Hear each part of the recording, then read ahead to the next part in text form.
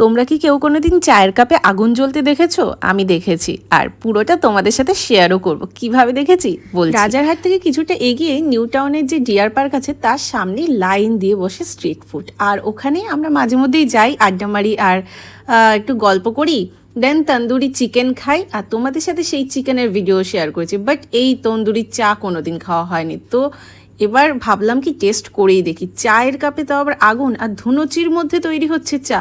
সত্যি বলতে অসাধারণ, টেস্টও ছিল অসাধারণ, বাট যতটা টেস্ট তার থেকে বেশি আমার দেখতে ভালো লেগেছিল চাটা। তার মেকিং প্রসেস ছিল দারুণ।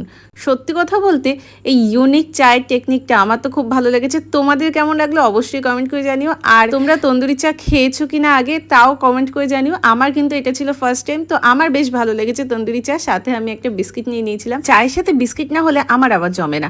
তো তোমরা যদি যেতে চাও তো অবশ্যই আমাকে কমেন্ট করে জানিও, আমি ফুল অ্যাড্রেসটা তোমাদের সাথে শেয়ার করে দেবো।